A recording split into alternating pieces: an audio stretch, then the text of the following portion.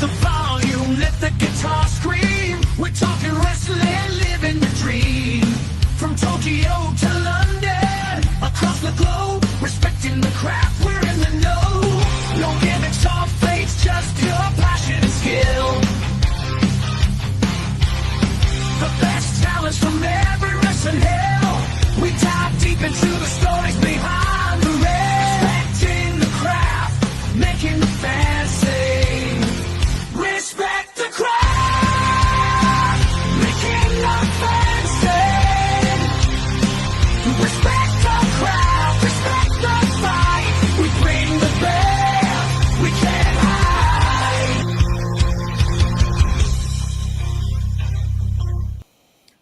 And we are live. What's going on, everyone? Welcome back to another edition of Respect the Craft. This is episode number 367, and I'm joined by the Thicky Time Bomb, Brian Bomb. What's going on? How's everything?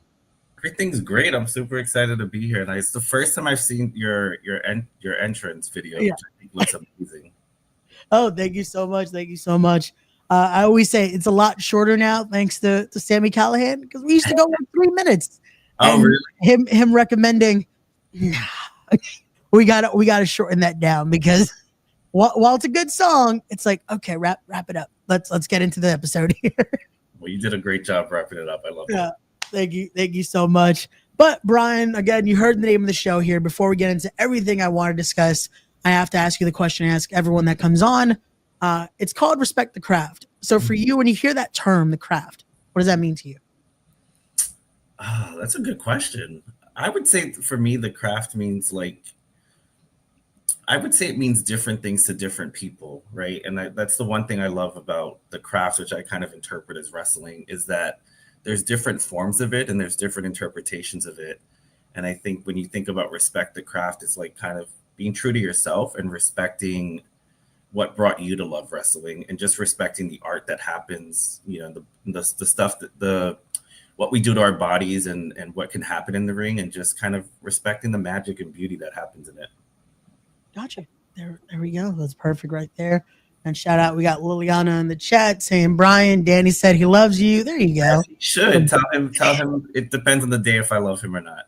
I was gonna say, I feel like there's a very love-hate relationship there between you and the creator over there. Shout out to Danny. We have a few things in the works that we can't talk about, but he does some good things. He does some good things. He's an amazing artist. He actually designed the shirt.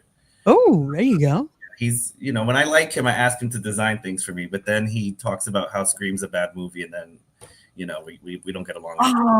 I really wish. You shouldn't have told me that. Now, people deserve to know the truth. Oh, come on, Danny. How you get? Yeah, Did you mean like the last one? Because then it's like I could kind of get it, but like Scream the original. No, he's a hater, so just That's crazy. You got to give him a call and let him know that he's wrong. Oh no, yeah, we have a call. We have a Zoom call scheduled this week. Oh man, I'm gonna let him have it. But there we. Oh no, now we got Mateo Marcelos, 50. Oh no, he's been counting down. I'm very worried about this guy. He's gonna do something. I don't know what he has up his sleeve, but I don't know if I trust it. But look at that, we got Liliana dying there from that, and then she appears just like and we Chaos already saying, wait, is it to me or is it to Brian? I know it's not to me because I've already shut her up a few times, but can you block her? Unfortunately, we cannot. I want to make sure she doesn't hit me now, because we're going to talk about that later, though. There's a lot to discuss, especially the ongoing things between you and Sammy Chaos.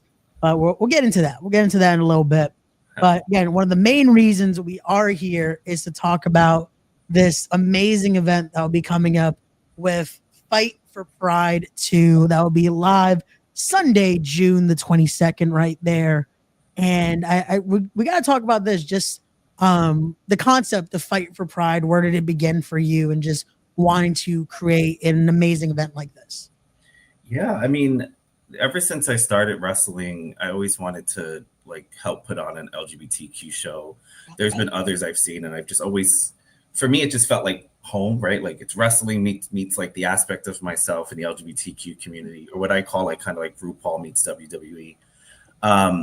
And Joe, who's the owner of Battle Club, actually came up to me once. He was like, I've been wanting to do a pride show for a while, but I want it to be authentic. And so would you help me lead it, being that I'm an openly gay man? And I said, of course. And so that's how it originally came about. The name itself, for me, it's kind of like it has a double meaning, right? Obviously, fight, you're wrestling, so you're fighting for pride. But also, just given socially and social justice, politically, it's fighting for our community, fighting for our rights, and just fighting for the, just fighting to be visible and to be our authentic selves. So that's how it came about. No, it's beautiful right there. Again, it does have that. It's the perfect double meaning because you have the legitimate, hey, we're fighting in the ring, we're doing all that, but then you also just have that, and that's perfect right there. Love that. But here we go. We got Theo Mac in the chat saying beat Sammy's ass. There you go. And I have some tricks up my sleeve. I'm watching her closely on the 22nd, so I don't know if she's gonna make it at your event, Ray, but God willing. Well, if anything happens, I guess card subject to change. If you want, you can step right in. I can do a Vader bomb. There you go. We'll have you face Nomi on July 19th. It's okay. It works out. Oh, there she answered our question. I guess she's telling both of us to shut up. We kind of can't do that, Sammy. Like that's how a podcast. We got to talk. It's kind of part of this. Like, well, luckily, I don't listen to her. So we keep talking. I'm a little worried not to listen to her, but you're here, so I'm gonna be a little more safer now. We can. I got you covered. Don't worry. I know her key points. So we're gonna get into this though. Before we also talk about the event. I do want to talk about your career here, and just for you, what was it that made you decide to step into the business as well? Not only just now again helping create an event, but also for you becoming a performer and getting into the ring. What was it that made you decide, you know what, I have to step through those ropes? Yeah, I mean, I was a fan since I was, how old was I? Maybe 13 years old. It was all because of Sable, which I can give that story later. But, at the time when I was a fan, the look of a wrestler was like very specific, right? It was like you had to be like 6'4", you had to be really tall, you had to be like the most good looking person, or just have something different about you. And I'm 5'9", I like to think I'm athletic, but I'm an average guy and I love it, don't care. But I never thought like someone like me could be in the business. Also, coming to terms that I was gay and accepting that, it just didn't feel like that would be where I should spend my time because the success of it happening didn't seem plausible. So I built a whole career for myself in the, political and communications arena and really dove into my career. But like I was a fan the whole time and I just always had this itch. I was like, God, I just want to wrestle. I just want to do it once. And so COVID happened. And when everything was shutting down and life just kind of felt different, it really stuck with me at that point. I was like, life is so short. I want to do the things that bring me joy. So I had a friend, Marco Mayor, who's in California. He had been wrestling for a while. And I said, hey, if I come to San Francisco, can I just have a match, right? Like just train me for the day. And like, I just want to have a match. So I went to San Francisco. He trained me for a day. I learned, I felt like Sable, really. Like I learned how to have this one match. Gotcha. He and I had this match and it was like a drug. Instead of it like fulfilling me and being like, oh, I checked it off, it was like, oh God, I got to do that again. And that's how and that was what I always wanted to wrestle with. That's what propelled me to just finally be like, you know what, balls to the walls. Let's see how this goes. Got you. No, again, and it's one of those where for some it is that 50-50 chance of either this could be the, okay, I never want to do this again, or when can I do it again? Yep. I was definitely like, can we do it again like 5 minutes later? Because that was fucking amazing. Excuse my language. No, it's all good. But that is the best of it. There's just like it creates that need of like, I like that. I kind of want to do that again. You gotta love that. But it's funny because bringing to a tweet from earlier or an X post from earlier, Marco had a little message. Remember to talk about me and Andrew Cass today, Brian Baum. We don't think you're a fake bitch anymore. Well, I mean, I'll talk about Marco because Marco. So he and I were tag partners right before my injury, and still are. When I, knock on wood, I can come back soon and continue what I started. But the Andrew character, he's a twink holding the spot warm until I can come back. So That's as much as I'll say about him. But Marco, it's similar to Danny, who we talked about earlier. It's a love hate. Some days, some days we're cool. Other days I'm side eyeing him. But Okay. he's a good guy. Got you. I was just like, yeah, we're gonna have to bring that up because I'm just like, wait, what happened here? Okay. No, gay men too. We use bitch like I love you. So it's just making sure because I'm just like, wait, we sound like fighting words. I mean, they may be, to catch me on a Tuesday, I may swing on him. Hey, again, we'll see what happens on June 22nd, I guess. Stuff will happen. I promise you that. There we go. We got Lonnie in the chat saying the best booms from Brian Baum. There you go. Lonnie's a sweet I love that. Shout out to Lonnie there. But let's get into some of these matches here because again, we have a stacked, already announced card. Still more to come as well as we get closer and closer to the date. But let's start with this one here that I love the idea, and I want you to explain the concept of Battle at the Ball because we have a nice lineup right there, but apparently there's still one missing from what she said. And I obviously I can't say who it is, but of course not. You gotta buy tickets. You gotta come to the show. You gotta come. You gotta see who it is. And, I promise that person's gonna make an impact, and I think will shock the audience that they will be there. So I'm excited for that person to be there. But I love all the matches. They all have meaning to me, and there's something about them. But Battle at the Ball, I'm not sure if people know what a ball is, but I'll explain it briefly. So in gay culture, a ball is historically it was founded by queer black gay youth and trans youth, and it was often folks who were struggling with homelessness or navigating homelessness, but it was a place to be in community and to be extravagant and to celebrate and to kind of present in different ways, right? So they would have different categories, executive realness or like mass realness, whatever. And the purpose of it was to see like who could pass the most is that category, gotcha. Right? And it was and they still have them today. And RuPaul RuPaul's Drag Race would probably be the most in terms of like what people could see as like what a ball could be. He obviously took a lot of culture from that and put aspects of that in his show in terms of like the runway and there's judges, like that's all part of a ball. So for me, when I thought like, okay, I love Royal Rumbles, but you don't call it a Royal Rumble at an LGBTQ show. Like, what do you call it? Gotcha. And so similar to like Fight for Pride, Battle at the Ball was like, let's fight, but let's fight at the ball. And so it was inspired. The name was inspired by that. But unlike a ball where there's different categories, in this one, there only could be one winner. And the ultimate prize is the number one contendership for Mrs. Chaos's belt for the Fallout Championship. There you go. A huge prize indeed right there. So we shall see who will walk away with that big win. Could it be who will be the surprise? Again, you got to get your tickets now to find out. Be there on June 22nd. Tickets are going fast too, so make sure you get your tickets now. We're sold out, so look at that. tinyurl.com/fight for pride to get those tickets. Let's see. Ooh, there we go. We got another question here from Theo asking, who is the gay athlete wrestler that inspired you to become Brian Baum? See, if I said there was a gay athlete wrestler inspired me, I'd be lying.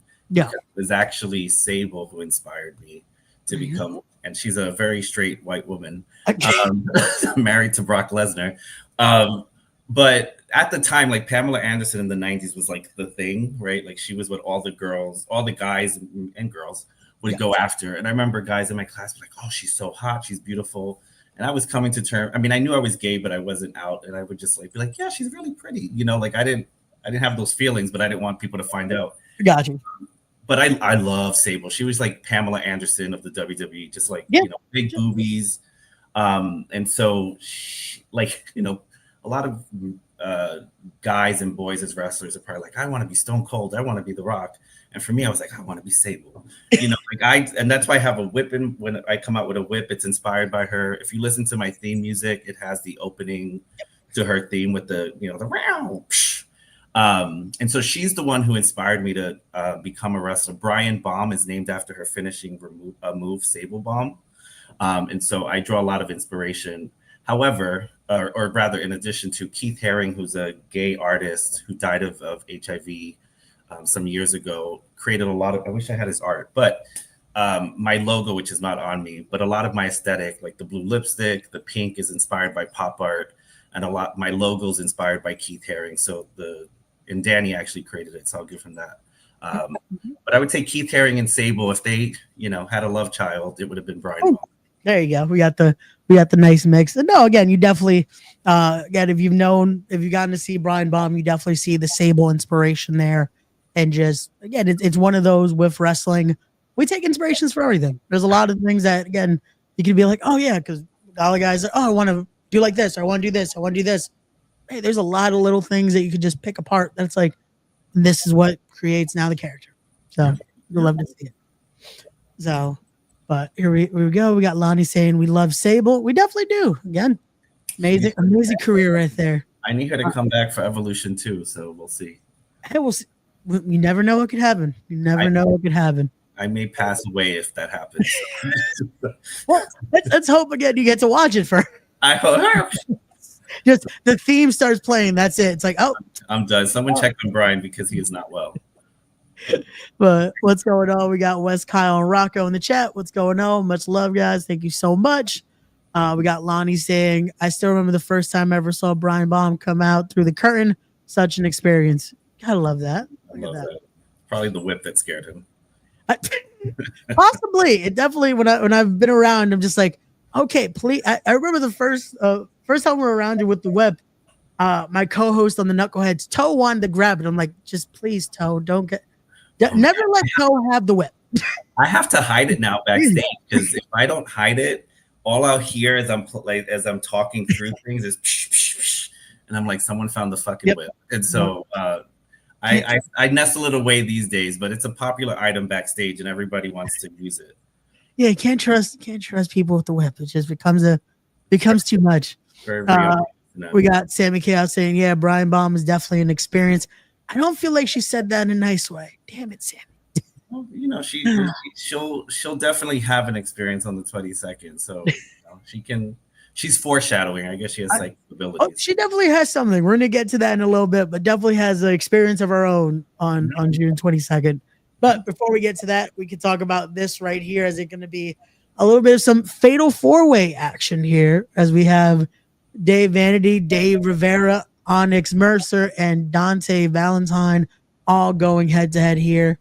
A little bit, we got two usual tag team competitors going in there alone. So let's see what happens with this one. Yeah, we'll see. Who doesn't love a multi-person experience? Definitely so. Again, it's always it's you get to see a nice just what could happen. You never know. It's very unpredictable elements there.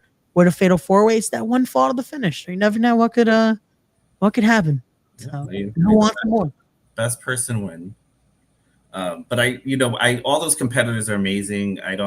They all are in there for different reasons. I will say that the allies who are in that match have always been so kind to me. Have always just made me feel safe as a gay person backstage. And so that's part of the reason that they're in there and they deserve a moment to shine. And then some of the other folks like Dave Vanity, who's an out gay wrestler, is just like, you see, like my partner watches him and he likes him more than he likes me. And he calls him Selena. I can see the curly hair, but he's infectious, and Dave Vanity is one of those people who really excited for his career, and I think you'll see a lot more of him. Oh, that's awesome, bro. Definitely, I could see it with the curly hair and sometimes the definitely the pants give that look. That's like, I could see it, but Dave Vanity definitely can move. Though. That's the thing. That's like it gives that slight advantage of got to stop the speed because if not, that's it. Might be seeing the lights. You never know. He's I've thrown him around a few times in a ring, and I love just beating his ass. But once he gets speed on you and he starts doing splits on you, it's just like, okay, you got to calm it down because I am tired, and now you're taking more air out of me. But as soon as he lands that split on your stomach, it's just like, okay, if I don't finish him off, I'm about to be finished. There you go. There we go. And look at that. We got Mr. Loki asking, is there a way to watch this pay-per-view Yes, there could be two ways. You can be there live. I don't know if you call it a pay-per-view, but it's a very special show. There you go. But we will be releasing it after. I'm not exactly sure where it will be released, if it's either YouTube or Title Match. You can follow Battle Club Pro, and they will give all those details. Yep, definitely. So again, shout out to our friends over at Title Match. It's also been featuring most of the Battle Club / Fallout Shelter events. So stay tuned. Again, make sure you're following Battle Club Pro for all those updates and all that information leading up to June 22nd. But as we continue here, we mentioned her earlier. We got your homie, the Nomi, Gabby Forza here, going head to head with Jay Karma, and this one's been interesting as well, just because of the social media banter that we might have a little obsession in this one. I don't know. What's a lot of obsession, you know. Jay Karma is probably most obsessed with himself.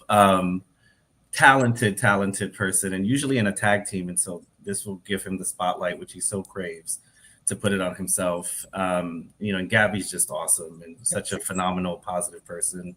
But I really feel like Jay has a chip on his shoulder and is will do whatever he feels he needs to do to win that match. But you know, Gabby's like just a truck. It's not something you can easily bulldoze over. You know, before she fights Sammy at your event, you know, maybe she'll come up with a win and have some momentum heading into that. Hey, we shall see again. Hopefully, both competitors can make it to July 19th. We'll see. We'll see. I'm hoping Gabby can. Sammy, I have different hopes for. Hey, again, I will stay very neutral on this situation, just out of also fear. But which side? You take it as you will. Okay, I'll let that one slide since you've been kind to have me on. We're gonna continue here as we have tag team action now. A little bit of East versus West in this one, as again a team. I don't know what you feel about this one right now, because we have Andrew Cass, who basically has been, I guess, the standby or just the placeholder as you called him, and then Marco Mariora here against representing JTP South, Rayhan and Savannah Evans here. What your thoughts on this one? Because I can imagine there's again mixed feelings, just depending on the day. No, there's no mixed feelings. I mean, I think I'm very clear that if I were tagging with Marco in that match, we would have a real chance at winning. You know, they're a tough team, but I think we'd win. Now that he has Andrew, you know, who I call the twink, you know, I hope that, you know, Marco can carry the weight. What I will say about Andrew, the positive thing I will say about him is that he is a phenomenal wrestler, knows his way around the ring. And it's just like, if you watch his stuff, or when you watch his stuff, it's impressive, everything that he can do. But, you know, he's a twink at the end of the day, and you're going against two monsters. So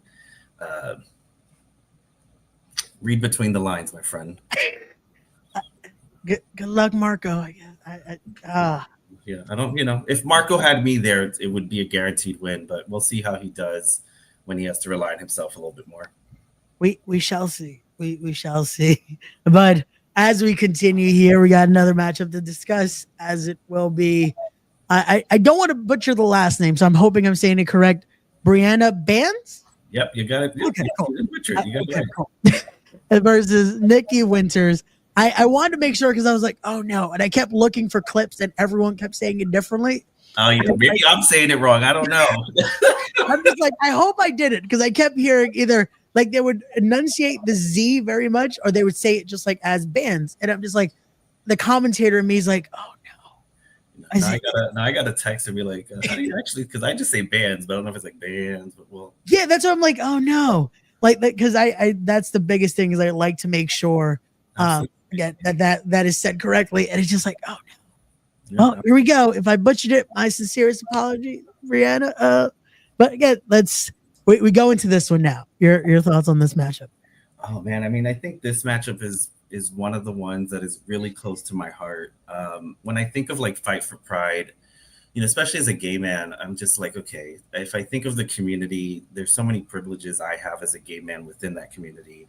And I think of trans people, especially in this environment, and trans women, and just so much that they have to navigate, and the political environment and social environment that we're living in. it really felt empowering and important to me to just have two trans women have a moment for themselves and to showcase with each other just how incredibly athletic and good they are. Like I really think this match has the potential to steal the show. And I think, you know, Brianna Bands is making a name for herself, and I think people are really starting to hear her name. And I think Nikki Winters is someone who may be a little bit newer to folks, and folks may not be as familiar with her. But I've trained with her. That girl can go. Like, there's just sometimes people you meet and you're like, God, it's so natural for them. Yeah. And it is so natural for her. And so just as two athletes coming together, I think it's such a perfect matchup. The significance of the moment as trans women is just, I think, so beautiful and so necessary. And then their personal relationship as friends. They used to play WWE 2K together. Ooh. And so they have matches of themselves in the universe, just fighting. And so for them, it was always their fantasy to like have an actual match as real people that they played out online. And so there's just so many layers to this match. And, you know, through all the matches, there's people who I suspect could win or has a chance. This one, so they have what the other one doesn't have as a strength, the other one does. And so I really couldn't tell you. It feels like such a gamble in terms of who's going to pick up that victory. Got you. No, and that's what you love. You love the unpredictability factor. And then just knowing that there's so many more layers to this one always makes it such a better matchup and just better outcome of what could happen. So love to see that. And there we go. We got Lonnie saying I'm saying it correctly. So okay, cool. As long as Lonnie blame it on Lonnie. We'll be like Brianna. Lonnie said that's how we say it. Yep. So if Lonnie's wrong, it's on Lonnie. Lonnie's the one that's saying I was correct. I still don't know. Hopefully so. Shout out to Lizzie. We got Lizzie in the chat saying Brian OMG. Shout out to Lizzie there, also saying love them both. I'm so excited for this show. There you go. We love that. But as we continue here now, this one, I feel like I know what Brian's thoughts are going to be for this one. Now,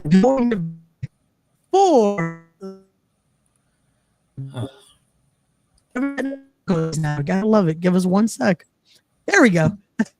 As it's going to be my audio. See, you put Sammy on the freaking screen and all the audio goes off. Like I've been warning you from the beginning that there's bad juju around this woman.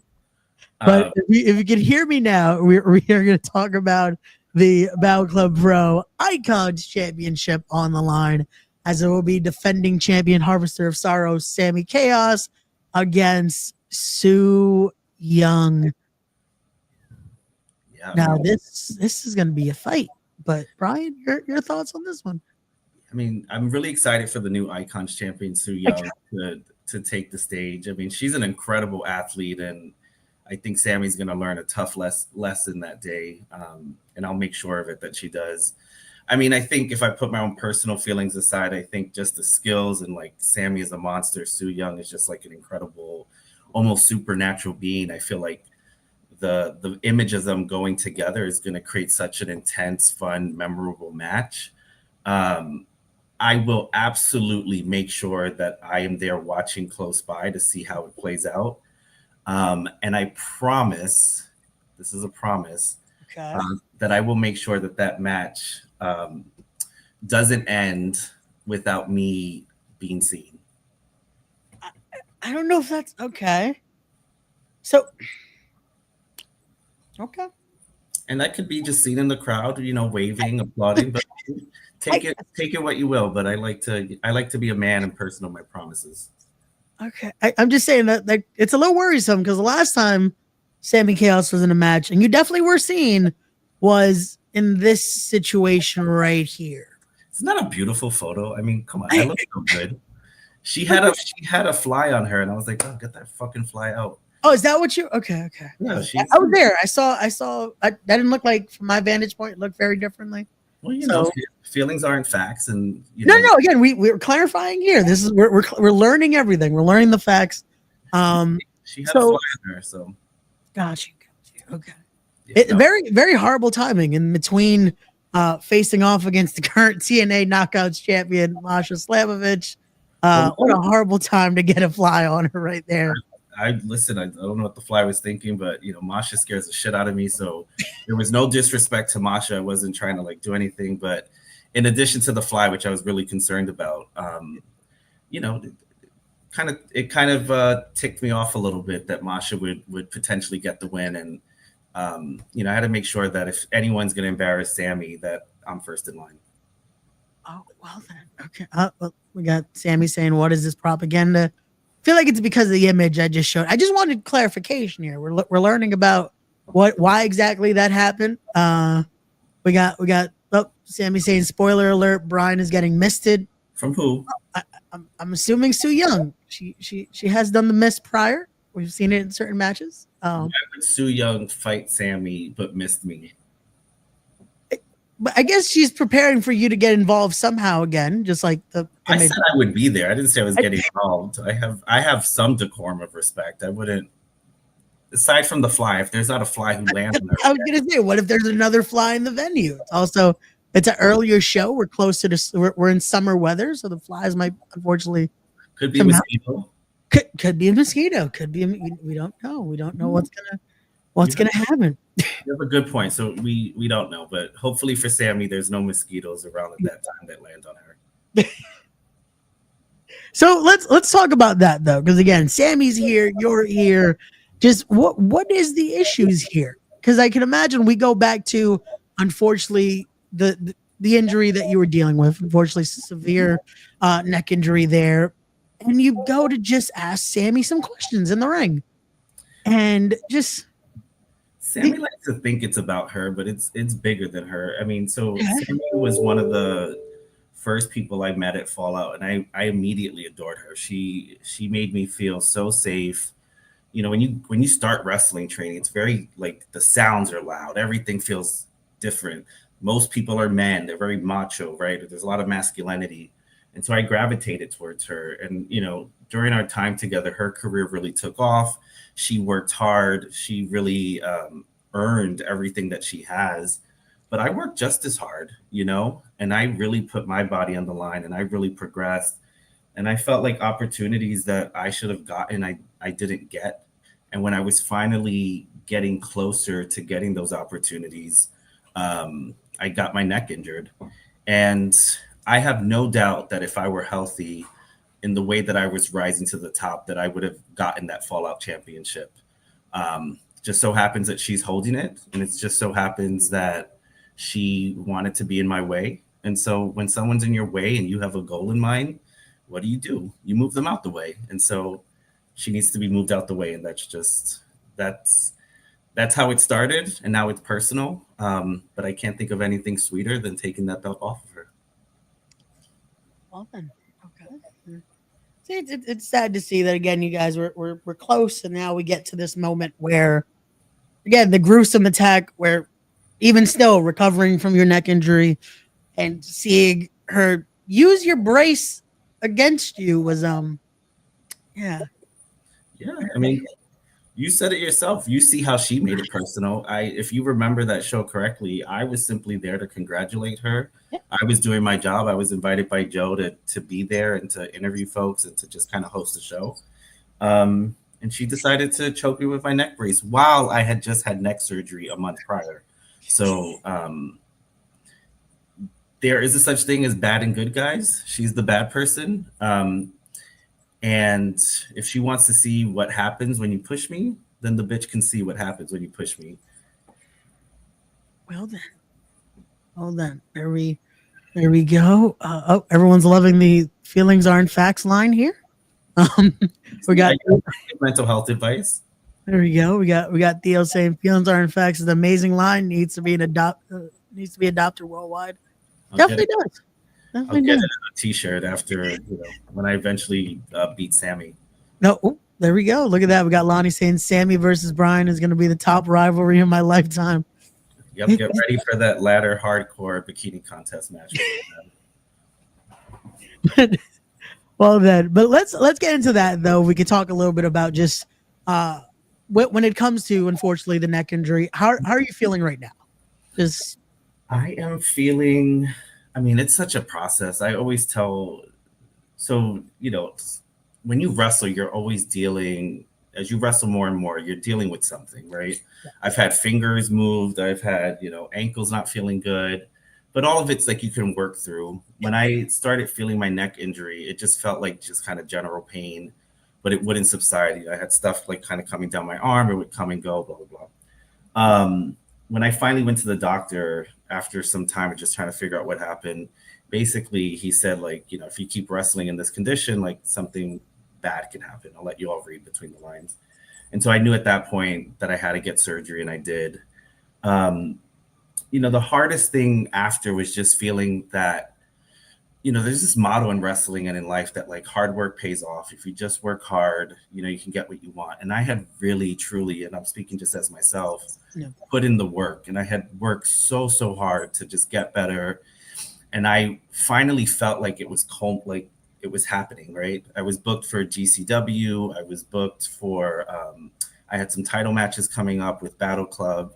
I had some other dream matches, and it was all happening. Well, it was supposed to happen a few months ago. Yeah. And then the neck injury happened. So it was just all kind of like taken away from me. And when that happens, you feel numb. You feel like, okay, like you just have to process it. And I had to take a little bit of a break from wrestling, kind of like, I didn't want to be around it. I was in that grieving process.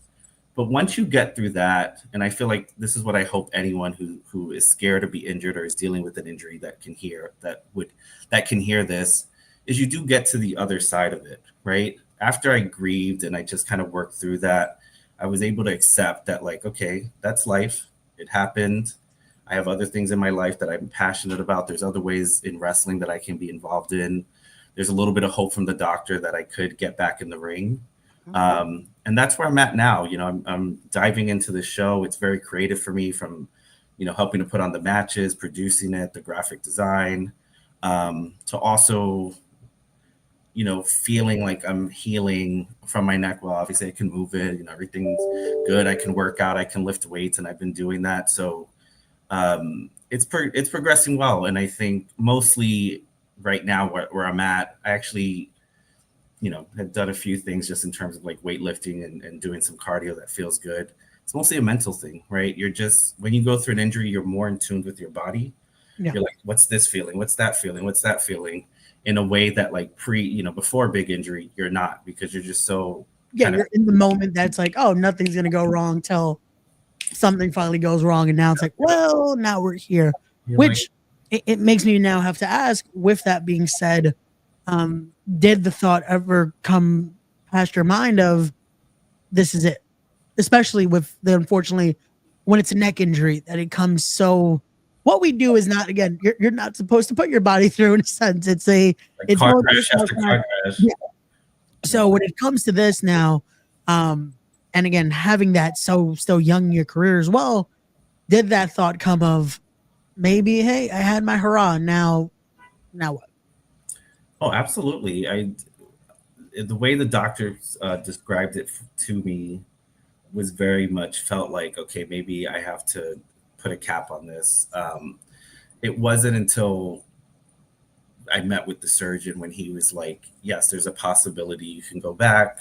Okay. Here's what that looks like, that changed a little bit for me. But before that, I was pretty resolved in the fact that I was done, and that I was gonna, that I was just done and for the foreseeable future. But like I said earlier, I think, when you're dealing with an injury that grows over time, it's not a light switch, like maybe like you kind of break a foot or something, right? Where it's like feels very sudden. When you're feeling that pain for a long time, you're kind of having conversations with yourself of like, is it worth it? Yeah. Right. Do I want to wake up like this? Right. I have nieces and nephews I want to be active for. Generally I want to be an active person. And so is it worth it? And so I definitely had those feelings, and, had that been the case, I would have been fine with it. It would have been hard, but in life, you move on, you go through it. You don't stay stuck in the darkness. And so I know that I wouldn't have stayed stuck there. But I am more glad to have the glimmer of hope that something's possible than to not. And so all I can say is we'll see. Gotcha. No, again, it's one of those where having that moment, but be able to see again the light at the end of the tunnel, like we'll see where it goes. Yeah, We'll see what happens, and again, we'll see how Brian Baum continues to shine here, and hopefully, it's again not what I'm thinking when it comes to Sammy Chaos right now. Well, Because you would think, what an idiot to like even try anything with Sammy while recovering from a neck injury, But she, after what she did by choking me with the collar, pissed me off so much that revenge is on my mind, and revenge doesn't have to be my hands, right? hey, it cannot. Again, it also could just be we don't know. We don't know what friends you might have around or what you might be telling Sue Young before June 22nd. Maybe I'm not the one getting misted. We shall see what happens. We shall see. But again, guys, if you haven't already, make sure get your tickets now. Be there on June 22nd for Fight for Pride 2. Again, tinyurl.com/Fight for Pride 2 to get your tickets. Front row already sold out. If you haven't already as well, make sure you are following Battle Club Pro for all the updates as well when it comes to this event right here. But also make sure, hold on one second. Again, it's showing Sammy. Every time we show Sammy, there's this technical difficulties now. Make sure you are following Brian on all of his social media there. Rio Brian Baum on Instagram, at Brian Baum on X right there. All the links also to get your tickets will be in the description down below. But Brian, before I let you go, one final question I do have for you, and that is for Brian Baum, what is the end goal? What is the end goal? I'm on... Unlike a lot of wrestlers who like want to be in the WWE and AEW, that's not my personal goal. I want to be in the indies. I want to have fun. I want to make my mark. For me, similar to just like my life's goal and my own non-wrestling career, is I want people like me, people who grew up low income and poor, Latino people, I'm Puerto Rican, and specifically the LGBTQ community in wrestling. The end goal for me is to help mold and further a space where people like me can be our authentic selves, and that we're very wholly welcomed, and that we can live in duality, that we don't have to be typecasted, that we don't have to be the one wrestler on a card, but that, as I lift myself up, I'm lifting the community behind me. And I think Fight for Pride 2 is a shining example of what I'm trying to do. Got you. There you go. Again, come see that on fruition. Once again, June 22nd there. We went through a stacked card. There's still so much more to come. There's going to be also so many more representatives, even from Battle Club Pro. It was made known that apparently Federated will be there, and it's never that usually brings trouble when Federated is around. So yeah, and they're bringing, they're in some straight love drama right now between Jem and Ram. Jem and Ram, like, it's a whole novella right there. I don't know. They said let's go to the LGBTQ show and bring our drama. Straight one thing.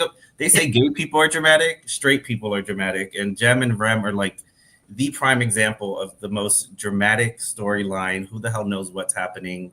But one thing us gay people like, or I'll just put it on myself, is I love drama and chaos, so I wholeheartedly welcome it. We shall see. We shall see. But Brian, thank you again so much for joining us here. To everyone watching, thank you guys again, and we'll see you guys on the next one. As always, don't forget to be wise, be genuine, be real, be better people, respect the craft, and we'll see you guys on the next one. Peace, everybody. Bye.